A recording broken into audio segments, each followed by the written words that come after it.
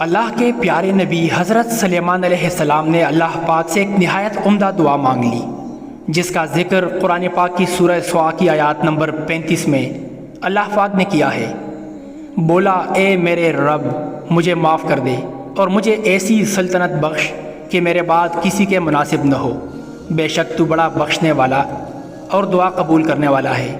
حضرت سلیمان علیہ السلام کی یہ دعا قبول ہوئی اور ان کو ایک ناقابل یقین حکومت و سلطنت عطا کی گئی۔ ان کے پاس ایک انگوٹھی بھی، جس کی وجہ سے تمام چرند پرند، ہوا، نباتات اور حیوانات بھی ان کے تابع تھے۔ آپ علیہ السلام کے حکم کو تسلیم کرتے تھے۔ آپ کے تخت کو ہوا اپنے کندھوں پر اٹھائے چلتی تھی۔ آپ پرواز کیا کرتے تھے۔ ایک دفعہ ایسے ہی شان و شوکت سے آسمان پر حضرت سلیمان علیہ السلام کا تخت گزر رہا تھا۔ حضرت سلیمان علیہ السلام نے زمین کی طرف دیکھا تو ان کو ایک بدصورت، بدحال اور پٹے پرانے کپڑوں میں ملبوس ایک عورت دکھائی دی، جس کو دیکھ کر حضرت سلیمان نے سوچا کہ یہ کس خاندان سے ہوگی، کون اس سے شادی کرے گا، کتنی بری حالت ہے۔ بس اللہ کو حضرت سلیمان علیہ السلام کی یہ بات پسند نہ آئی اور حضرت سلیمان علیہ السلام کی انگوٹھی صحرا میں گر گئی اور تخت غائب ہو گیا۔ وہ فضا، وہ جنات، وہ کیڑے مکوڑے، وہ سب حضرت سلیمان علیہ السلام کی شخصیت سے ناواقف ہو گئے۔ سحر نامی جن کو حضرت سلیمان علیہ السلام کی انگوٹھی ملی اور اس نے پہن لی۔ اس جن پر سلیمان علیہ السلام کی شکل و صورت ڈال دی گئی اور آپ سے تخت و تاج چھن گیا۔ سب چیزوں پر شیطان نے قبضہ کر لیا۔ سحر نامی جن محل میں جا کر حضرت سلیمان علیہ السلام کے تخت پر بیٹھ گیا اور حکومت کرنے لگا۔ سب نے اسی کو حضرت سلیمان سمجھا۔ اسی طرح سب کو دھوکہ دیتا رہا اور حضرت سلیمان علیہ السلام کی بیویوں کے پاس بھی جانا چاہتا تھا، لیکن اللہ نے ایک فرشتہ مقرر کر دیا جس سے آپ علیہ السلام کی بیویاں محفوظ رہیں۔ اب اس سے بہت سی غیر معروف باتیں ظہور میں آنے لگیں۔ اس زمانے میں حضرت سلیمان علیہ السلام کے ماننے والوں میں ایک نہایت ہی پرہیزگار شخص تھا۔ اس کو شک ہوا کہ یہ حضرت سلیمان نہیں ہیں۔ ایک روز اس نے کہا، کیوں جناب، اگر کوئی شخص رات کو ناپاک ہو جائے اور موسم ذرا ٹھنڈا ہو اور وہ سورج طلوع ہونے تک غسل نہ کرے تو کوئی خرچ تو نہیں؟ اس نے کہا، ہرگز نہیں۔ یہ جواب سننا تھا کہ اس نے شور مچا دیا کہ یہ شخص بہروپیہ ہے، یہ حضرت سلیمان نہیں ہے۔ لیکن وہ جن 40 دن تک تخت سلیمان پر رہا۔ ادھر حضرت سلیمان علیہ السلام حیران ہو گئے کہ یہ کیا ہو گیا۔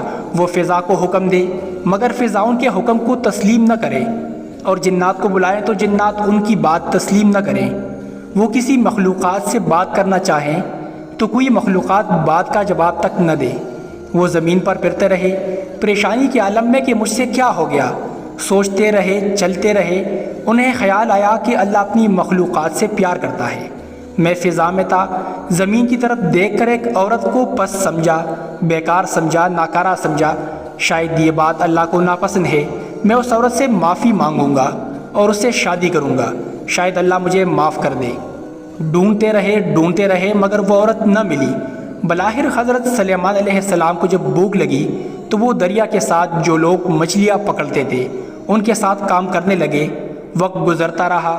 ایک دن وہ عورت مل گئی۔ جیسے ہی وہ عورت ملی، حضرت سلیمان علیہ السلام قریب گئے، دست ادب کو جوڑ کر عرض کرنے لگے کہ میں نے تمہارے لیے غلط گمان کیا، تم میں عیب تلاش کیا۔ میں یہ بھول گیا تھا کہ تمہیں میرے خالق، میرے مالک اللہ نے بنایا ہے۔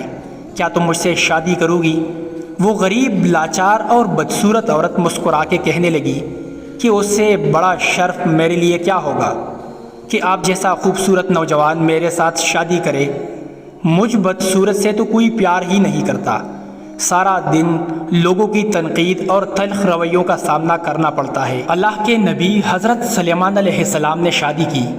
پھر ایک دن حضرت سلیمان علیہ السلام نے 2 مچھلیوں کا شکار کیا۔ ان میں سے ایک مچھلی بہت چمک رہی تھی۔ جلدی سے مچھلی کا پیٹ چاک کرنے بیٹھ گئے۔ قدرت اللہ سے اس کے پیٹ سے وہ انگوٹھی نکلی۔ آپ علیہ السلام نے اللہ کی تعریف بیان کی اور انگوٹھی انگلی میں ڈالی۔ اس وقت پرندوں نے آ کر آپ پر سایہ کر لیا اور لوگوں نے آپ علیہ السلام کو پہچان لیا اور آپ سے معذرت کرنے لگے۔ آپ علیہ السلام نے فرمایا، یہ سب امر اللہ تھا، اللہ کی طرف سے ایک امتحان تھا۔ آپ آئے اور تخت پر بیٹھ گئے اور حکم دیا کہ اس شیطان کو جہاں بھی ہو گرفتار کر لاؤ۔ چنانچہ اسے قید کر لیا گیا۔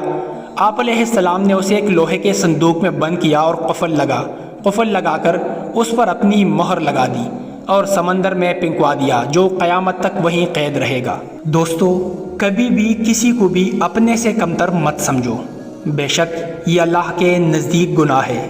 اللہ پاک ہم سب کو گناہوں سے بچنے اور نیک اعمال کرنے کی توفیق عطا فرمائے، آمین۔